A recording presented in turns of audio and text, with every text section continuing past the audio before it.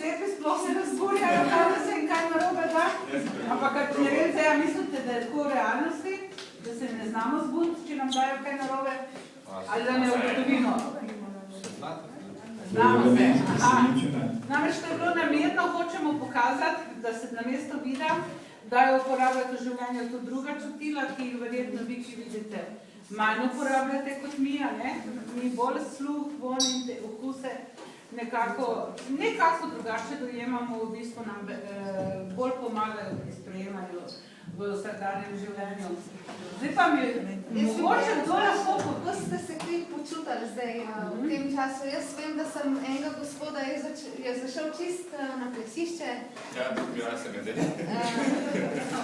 Jaz sem raziskoval malo okolja. Ga zanalaž, ga pa nisem nič mu nisem pokazala, kam mora iti, ne, in kako ste se recimo, Mislim, to je bilo super, da ste pokazali zaradi tega, ker sem bil totalno dezorientiran. Ja, se mi je zdaj. Ja, ampak mi je bilo zanimiva izkušnja, zdaj zaradi tega, ker sem bil nekaj takega, sem že bila nekaj tam vrgo na neki podobni izkušnji, ko ravno to doživljaš samo malo bolj dolgo. In mislim, sploh, zdaj ko vidim prostor, čisto drugače, nekaj sem se... Kakšna pa je bila predstava prostora, ko ste vi noter prišli, pa niste videli, a se vam je zdel majhen, velik ta prostor, a ste imeli to predstavo v njem? Ne, se zdel čisto ozek koridor. Aha, to se pravi... Smo.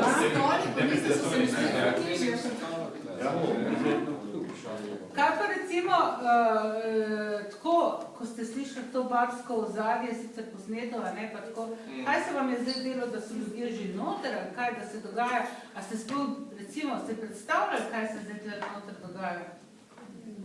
Jaz mislim, da je ful več ljudi. Mislim, da ljudi Užva. Užva, ja, totalno. Kaj ste si vi zdaj želeli, ko ste noter prišli, da vam bi kdo zdaj enostavno vas pograbil, pa nekam odpelo sedeti? Ali da bi vi nekoga povprašali, kako se lahko sedete? Ste bili sigurni, nesigurni? Meni je bilo najbolj pomembno, da bi nekdo prosto razkazal.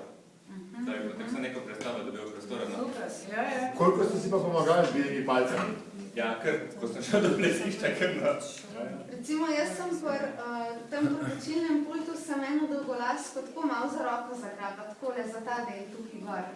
Tako, recimo pa take stvari, kako ste se počutili, naprimer, ko se je kar kdo zaletel v vas, recimo, ali pa ne vem, ko vas je kdo kar potegnil za roko, pa rekel, tle se usedne, da vam nič ni prej pokale. A se vam je to zdelo fajn, v redu, a v življenju je fajn, da vas kdo pograbi? Recimo, mi smo vam s tem predvsem želeli pokazati, da nismo želeli biti sploh nesramni, vse je bolj na hec obrneno, ker smo želeli v bistvu pokazati, da mi te stvari doživljamo v vsakdanjem življenju. Recimo, na cesti se nam pogosto zgodi, da mi hočemo enostavno čakamo na prehodu in ko mi v bistvu vse, ker je semafor ozvočen, pa vemo, kdaj gremo čez, ampak nas kar nekdo potegne, a ne pa reče, pa nas kar povleče naprej, pa reče. Ali pa sploh nič ne reče, pa kar nimo pride, pa te začne čez prehod za pet. Recimo, ja. Nekako hočemo tudi pokazati, da je najbolj pravilna ta pot, da pač, če mislimo že, da moramo nekomu pomagati, oziroma imamo občutek, da nekdo rabi pomoč, da ga enostavno vprašamo, potrebujete pomoč in potem sta pač dva možna odgovora, a ne te potrdilni pa nekajni in zadeva je končana, a ne? A ste se helikopterje, ki je zelo strašil, recimo, vam je bilo čudeno? Ne. Ker smo bili v varu, niti ne. Kaj pa recimo takrat, ko je res ta glasno plan? A je kaj bolj zoprno bilo vam, ko niste nič videli, potem pa še tam močno ropotanje? A je bil kaj bolj nelagoden občutek, ko prej, ko je bila bolj tišina? Ja, vse je bilo. No, ker za nas, recimo, k sluhom, a ne, poslušamo, kaj se okrog nas dogaja, pa da je zelo močen ropot.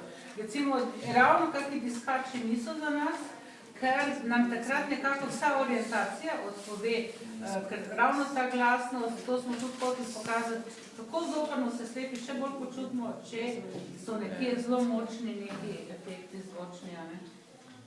Ja, v bistvu prekrije tiste nijanse, nekakih zvokov, ki vam...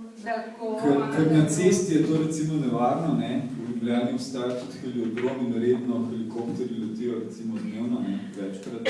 In če si tako na cesti, je že tako velik promet, pa še helikopter pride, se pa res ne moreš slišati ne kolesarja, ne kogarkoli. Tako je, recimo. počakam avtobus recimo na Dunajski ali pa na Tržaški, pa je tako močen promet, dejansko niti ne slišiš avtobusa, ko na postajo pripelje. One stare gare si slišal, ko so ropotale že pol kilometra daleč, a ne? Recimo ti novejši so pa tako tihi, da ga dejansko ne zaznaš, kaj šele, da bi slišal, kje je vrata odprl v tem ropotu, a ne? Tako da so to res take, no to pač mi doživljamo vsak dan in to smo nekaj hoteli pokazati tudi širši javnosti, zato da bo mogoče nas malo boljše razumela naš način življenja, a ne?